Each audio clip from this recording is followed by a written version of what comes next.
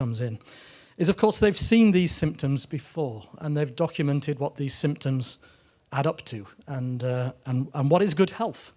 I mean, you know, blood pressure ranges that are healthy and unhealthy. But one example here, or a question, is 10% annual churning in a particular sector, is that healthy or unhealthy? Is it excessive in some countries and not excessive in others? Is 20% the right level, or is it 30%? And I think once you start to think in this way, the country-specific symptoms can add up to something like a body of medical knowledge. But you have to take into account the patient characteristics, preconditions, disease history, or medical records. And so you have to capture, where is this particular country? Is it an aging or a youthful economy? Is it in recession? Could it be that we're just looking at churning that's taking place because of a particular policy reform? Are there new reforms underway? Or is there a monopolistic emphasis here that's affecting entry and exit? You've got to add this all up and see it in relation to what it is, and not just be focused on the specific symptoms. And of course, you've got to, as a medical practitioner, and this is where I start to think about my own career in the bank as a policy prescriber, you've got to keep track of your prescriptions and you've got to evaluate your prognosis. So, you know, if reforms are supposed to increase competition, and that competition should allow more firms to grow and hire, does that actually take place retrospectively? Okay, I've got 10 minutes, so I'll go very quickly. And just to frame this in relation to the why should macroeconomists be concerned about this, we've got to move from macro to micro to really understand the components of growth in order to really understand shared prosperity, because there are three drivers here in terms of value added. We have, of course, the returns to capital, two factors of production: returns to capital, returns to labour. Within returns to labour, from a macro perspective, and GDP is measured in relation to value added, these are the components of value added, you have job creation and real wages. So it's that we're driving at when we talk about growth with shared prosperity. Do the returns go to the factor of labour in some way, or do they all go to the factor of capital as profit and returns on depreciation? But beyond that, that macro link that you see in the first part of this slide are all these questions that I think John picked up on very poignantly, and also which is reflected in the literature, and Bob has mentioned too. We want to know who's investing, who's hiring, whereabouts in the country, which locations, are there lagging regions, etc. Which products are creating jobs or higher value or higher profits? And at the individual firm level, who's efficient? If you're efficient, do you grow? Because we have all these prior, and they're based in economic theory, these prior expectations that as firms become more efficient, they hire. As they make higher profits, they expand. Do they expand in capital or labour is an important question. This substitutability that John mentioned of the factors is key. So do efficient firms hire? Do productive firms pay more? Again, you know, we have in our minds in relation to shared prosperity this idea that the more productive a firm, the higher the productivity or value added per worker, the higher the wages are likely to get over time as the labour force tightens. And does investment lead to efficiency? So this is pretty much a jigsaw of questions. And just to recap, this idea of a concept-based tool, we're really at the top two levels here. We're trying to develop a tool which will improve a collaborative understanding of the process of job creation and investment, and lead to more policy-relevant growth discussion. So if you think of this as a concept stage tool, what are the stylized facts? Bob highlighted a few for Tunisia, and this tool is designed to help you get to those stylized facts country by country quite quickly. So those are the sorts of questions that we're asking, and this is where the data comes in. And what we're driving for is to get this client orientation going, get the problems on the table quickly. As an institution, use evidence-based analysis to get faster to policy recommendations, but to build consensus on the way, so it's data-rich. And these data foundations eventually can be used for the sorts of research methods that we've talked about. Of course, you know, when you read the literature, you read the research findings for various countries, they exist in the countries where the data is available, and that's really what this tool is about. It's about unlocking more data to allow us to apply these types of tools. So this is how we structure the data. We have these intrinsic firm characteristics that come from the census or the survey, and we're working with business censuses and national account surveys. And we can link those characteristics through concordances to product-derived characteristics. I'll give you some examples in a moment. But if we think of firm characteristics, and one of those characteristics is what you produce, there are some other characteristics in relation to that product. We have these derived growth dynamics. So once you have a firm in 2 points of time, as Bob was showing, you can start to understand how that firm is behaving over time. And the diagnostics would be really drilling down into understanding the cost structures, the determinants of productivity and profitability. So in standardizing the data and the diagnostic inquiry, and again, just see this as concept stage, we want to know who's growing in relation to these intrinsic characteristics of age, sector, ownership, location, and size of firms.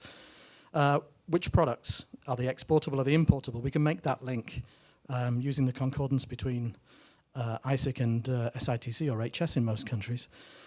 And then we can play around with the ideas of product sophistication, labor intensity, technology content, etc., and label countries in that way.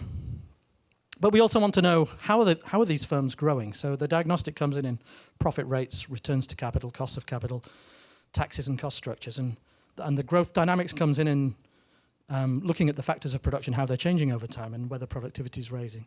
So we're moving towards these standard types of analytic techniques to push at concept stage for decompositions. And again, John mentioned labor productivity. He also mentioned output decompositions and value added. And that's what we're trying to get at here. So I won't go into any detail here because I've only got 5 minutes. But these are the types of decomposition, sources of growth, the drivers of spatial inequality, if there's any structural transformation, innovation, etc. So a few examples of what's been done, and my co-authors here named at the bottom, but this is a bit of a team effort. Very, very high-level stylized facts for Ukraine, that there has been growth without job creation. So the bubble size here is value added per employee. And you can see that over time those bubbles have been getting bigger. But employment on the y-axis here has been declining. And then the crisis hits, and you see that 50% of the 1.1 million jobs that were lost in this particular Amadeus data panel came at the time of the crisis, 2008 to 2009. So growth without job creation, we see the same pattern on average in Moldova. Here's a slide that shows structural transformation in Moldova and shows you the bubble size here is value added per employee. The vertical distance is employment, and the horizontal distance is the increase in wages over time. Now, of course, you want to see big bubbles in the top right quadrant. In fact, what you see for Moldova is that the majority of products are losing jobs over time. And only wholesale and retail, in fact, is above the vertical, the horizontal line at 0. Only wholesale and retail services have created jobs in Moldova over this period of time. Getting into more detail in diagnostics and dynamics and gathering symptoms here to sort of construct a syndrome. There are a couple of interesting charts here. I have many more, but interesting to see the first top left-hand side, the first chart, that investment and employment don't seem to be linked. That as businesses invest, whether they're investing or not, everyone is shedding labor. So as businesses invest, they seem to substitute capital for labor. And that's systematic across the country, although you can see that in the capital, that slide, the second slide should say 2010-11. We have post-crisis data. Even the capital city lost jobs after the crisis. Services seem to be doing relatively okay post-crisis. And efficient firms seem to pay more, but they also seem to shed more labor. So there's an interesting dynamic going on there that probably wants more analysis in relation to the labor market. An example from Romania, where we've been using the NIS data to look at employment growth before the crisis and after the crisis. So on the vertical axis, the y-axis, the position after the crisis, and on the horizontal, employment growth rates before the crisis. And the top quadrant there identifies some products that seem to be resilient in terms of job creation. What's also interesting county by county in Romania is that just a few higher wage manufacturing industries have boosted the average wage level of each county. So here we have, IFC has been working on industrial policy across the country, looking at the possibilities of supporting value chains in particular areas. And this is an example of the type of analysis we could use there. We also have some data for Uganda. We've been looking at diagnostics and dynamics for Uganda. And I think what's interesting here is that a lot of what Bob said comes out very clearly in Uganda. And the first chart here shows you that not only are there smaller firms, and we have here both informal and formal firms that are registered. So informal as in very small, they have a premises, but they may not be what you would expect as a formal enterprise. And as you can see, they dominate both the job creation over time. So the blue bar being higher than the red bar shows they're an increasing share of employment over a decade. But more worryingly, maybe the larger firms seem to get smaller in Uganda. So there really is this movement into informality. And as Bob also mentioned, I mean, I think we're seeing in Uganda that these firms don't necessarily grow over time, except a small number of them in particular products. And so you see that reflected here at the bottom left-hand side, that the dominance of small firms means these bubbles that we would want to see in the top right-hand side here, higher value, bigger bubbles being the employment here. They're not there at all, and in fact most of the job creation is in low value down at the bottom. We also found that in Uganda, as we look over time in a panel, we have a panel of about, with complete data 9,000 firms, but 26,000 firms. That there's a lot of churning going on. So hence this question, what's an acceptable level of churning? And that churning is at all levels. It's particularly bad at the level of large firms. So what we're aiming towards is a central body of global knowledge. If this is too ambitious a dream, then that would be interesting to discuss in the next part of this session. But it would be great to have a body of the equivalent of medical knowledge for countries based on their experiences with job creation. So we could have the symptom, what research suggests about that symptom, and the proposed area of policy investigation in every concept note. So before we start doing the work, we already have some understanding of what it is that we want to research. Thanks very much. Thank you very much, Dino. So I want to open up to questions. You've all been very good at listening for all the different discussions. I have some of my own questions, but I will defer to the floor, at least initially. I would ask if you have a question, just to either we can pass this microphone or just come to the table. It is being recorded for some people who are unable to attend in person. And perhaps just sort of give your name and where in the bank you are working. Yeah, why don't you? Sorry, and I don't want to presume there may be people also from outside the bank who are here too. Go ahead. No, here, why don't you come. It's a super quick question. It was just about the Tanzania paper. My name is Austin Kuro, I work in Africa FPD. Really interesting evidence about large firms in job creation, but I just wondered, so what is the history of those large firms? Did they enter small and grow, or did they enter large? Are they domestic, foreign-owned? Can we understand a bit more about them? Thanks. Sorry, just going to collect a bit more. Anybody else have a question? Yes, go ahead. Hello, my name is Mark Thomas. I'm from the PREM sector in Africa. I have two questions, actually, one for Dino and one combined. The one for Dino is just for a bit more elaboration on the underlying data sets and whether or not these are available in every country, in most countries, and whether or not there are confidentiality issues surrounding firm data. Someone said at the beginning that, I think Mary, it was you, that we've got more of a sort of body of knowledge using household data than using firm data. And in my experience anyway, working in different countries, one of the issues that we come up against again and again is government's reluctance to release the firm data to our own staff based on concerns about confidentiality. The other question I had was more an invitation to reflect. Two of the presentations were about the potential effects of channeling finance towards SMEs. And the underlying idea is often in the dialogue that doing so will create employment. And we saw sort of one example from an impact evaluation, as I would characterize it, that conceivably could lend support in one context to that statement that jobs were created, even if it's not a general equilibrium statement, because you don't know what the same resources might have done in larger firms, for example, but at least some qualified support to the notion. And then from Tunisia, the idea that actually maybe small firms weren't creating jobs, and so at least again a hypothesis might be that channeling resources to those firms wouldn't be a very productive use of public funds. So an invitation to reflect a bit on this received wisdom that small enterprises are sort of victimized and should somehow be favored by policy in order to try and create jobs. Is that something that in general you have sympathy for based on not just these papers but a bigger body of evidence, or is that really snake oil? I'm going to take two last questions and then give the panel a chance to answer. Yeah, so go ahead. Clara. Hello, my name is Clara Zverina. I'm a researcher at Harvard University, and I'm working with Aminur Rahman here at the IFC and a group there with some data on Serbia from the Business Registry.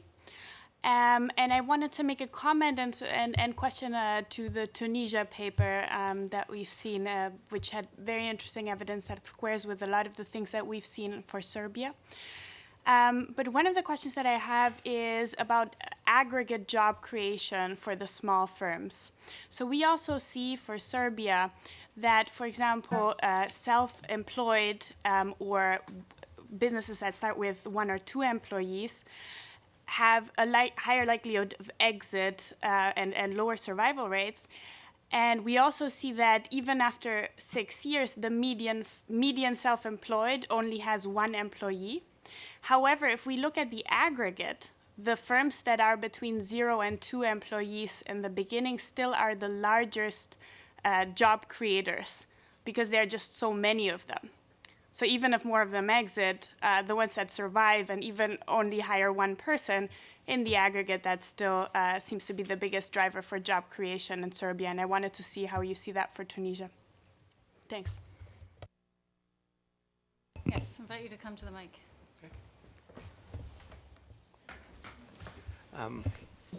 Thank you. I'm Ali Safar. I'm an economist working in Africa.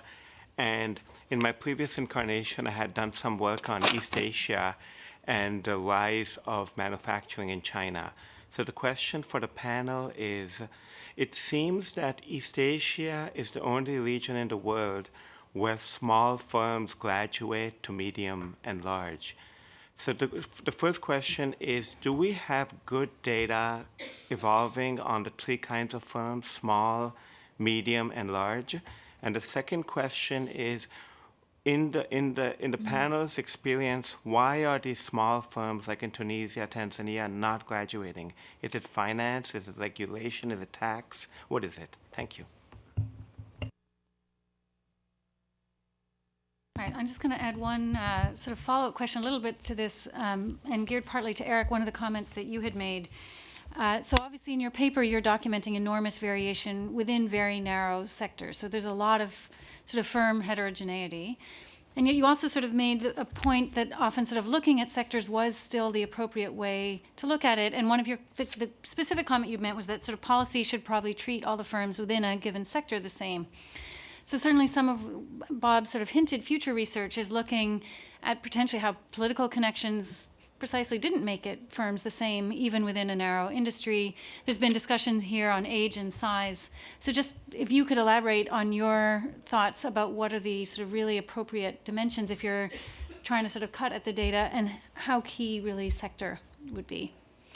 All right, so what I'm going to just ask is if the panelists can comment briefly, not necessarily on every question, but on the ones that were particularly geared to them. And John, I'll let you start.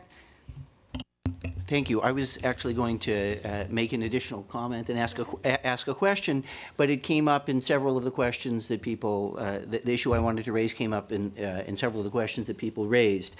And it's about this issue of which firms create the most jobs and what are the policy implications from an answer to that question. I think trying to figure out which firms create the most jobs is very interesting as a descriptive analysis of an economy. Tells us a lot about industry dynamics. and it's can provide a set of stylized facts that can be confronted with theories of firm and industry dynamics, but the direct policy implications are not at all clear.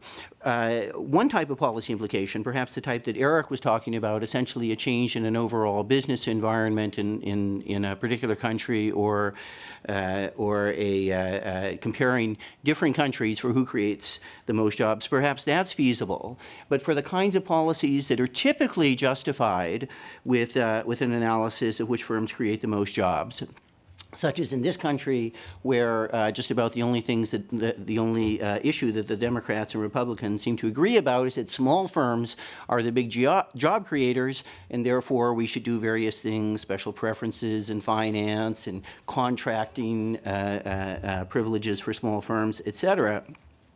Those policies do not follow at all from an analysis that might show that small firms historically, empirically tend to create the most jobs. And in fact, Hallward-Driemeier and his co-authors have shown, as Bob and a number of other studies around the world, that once you control for age, it's not the smallest firms. But Hallward-Driemeier and his co-authors, Hallward-Driemeier, Jarman, Miranda, also conclude, in their article just came out in the Restat this month, they conclude that therefore policy should be more targeted towards young firms rather than small firms. And again, I don't think that that policy conclusion follows. The relevant policy conclusion is what on the margin is going to be the effect on firm behavior of a policy directed toward some type of firm rather than another type, so in a targeted industrial policy. And the historical patterns tell us nothing about the effects of such policies. So I went into all of this research rather a skeptic about these programs. But both in Romania and in the US, the two countries that I have studied, it appears that providing special financial programs for small and micro companies does improve their growth significantly and substantially. And you're right, we're not comparing to a counterfactual where the support would be provided to large firms. But it does appear that these programs are effective in that sense. And just one more comment on the general policy issue. Even if we suppose we did have a convincing stylized fact that it was small firms that generated most growth, or young firms, or whatever, maybe actually the policy implication should be the opposite. Well, if small firms are doing okay, then it's the big firms that should get the subsidies, or if the young firms that are doing okay, it should be those ailing old firms that should get the support. Certainly when development policies are targeted on a geographic basis, usually they're targeted to the weaker, not the strongest growing regions. So it's a little odd how we have a different logic with respect to firms. Thank you. Eric, I'm going to turn to you. All right. Well, John, that was thought-provoking. Now, how do I follow up on that? So the question, indeed, what types of policies could be done? Who do we support, or why? From a policy point of view, it really is all about the macro end of things for the country. And then the question is, we've got this understanding of what's happening at the firm level. Can we find out there? And the proper question should be, can we indeed find out there at the margin what happens if you were to relax some constraint for these firms, or improve it, or give them a subsidy, et cetera? So Mary asked me, well, what do I think about the sectoral part? Well, I think my research is, and the paper with John and working with the census data have given me a perspective that says what's really important when you look at the firms in a country is not just to look at what happens at the margin of a firm's decisions when you do some policy, but what's happening to the firms that we don't see at all in the country. And what that says is that the firms we see in a country are those firms that happen to be able to survive given the market circumstances. And it could be that those market circumstances is essentially preventing the country from getting the type of business which they would actually like to have. So examples, from developing countries. Van Reenen and Garicano have a paper about France, about employment regulations that kick in at size 50 for a firm. And what you see is that there's a huge misallocation of resources that firms that should be growing because they're really good don't add employees, but they stick kind of below that 50 threshold. And vice versa, there's a lot of firms above that might not be good, but there's a misallocation of resources because of a policy that targets one type versus the other. In my story with my co-authors on the employment protection, we say that what a country misses are firms that are trying to take risk in developing new innovations when the policy is against them. So again, you may have all the databases in the world, but without thinking through about the incentives and the selections, you might be missing exactly the problem caused by policy. So if we're going to be subsidizing small firms, it may be what's causing you to prevent large firms from occurring, right? So you look at all these small firms, you say, these might be creating jobs or might not. But you look at what the incentive does, it probably prevents firms from growing because they might lose their benefits. Same in industry. So I would really, one thing, just a generic piece of advice, try to get the playing field level. That's about the best you can do. And then if you do think you need policy, interact your data with theory. So try to understand, for example, credit constraints. There are good stories. John was mentioning about the microcredit to small firms. There are good stories why young firms without a track record and small firms without collateral, might have difficulty getting loans at good rates. Well, this might be exactly an area where there are theoretical grounds to support. But I would call, therefore, to interact your data with thinking through the economics of it. And worry about the selection effects, not just the marginal responses, but which firms are you going to prevent from coming into your economy by doing these things. Thank you. Bob? Yeah, let me first answer some specific queries about this question, like where do these large firms actually come from? Well, they're actually born large and overwhelmingly foreign-owned. So we see very few firms actually that are large, having graduated from being a small firm or a medium firm enterprise. Then the second small query about like the aggregate impact of small firms in terms of their contribution to job creation. Yes, that's exactly what we see in Tunisia, that in aggregate terms, these firms dominate. As to the bigger, policy question, why don't these small firms grow, or what is it that's, preventing them from being more successful? I think here an analogy is useful that, perhaps echoes what John and Eric have already said. Like, if you go to a ghetto and you try to find out like who's the most successful entrepreneur, you're going to probably find out that, it's a drug dealer. That doesn't mean that, therefore, you should have more bouncers and more people beating up people, because you might be keeping out the guy who actually wants to run a legitimate grocery store. And I think that's actually what we see in Tunisia, because if we look at, constraints to particular entry in particular sectors, we find that, the laws are set up in such a way that it's actually extremely difficult to get permits to operate. Also, we know there's a lot of predation in the economy, and that's also what we see, for instance, if we look at the exporter data. We see that, Tunisian exporters concentrate in small-scale activities, but then in those activities, they're actually much larger than their peers in other countries. So it's not that they're unable to be large, but they just sort into industries where they're not going to be very visible.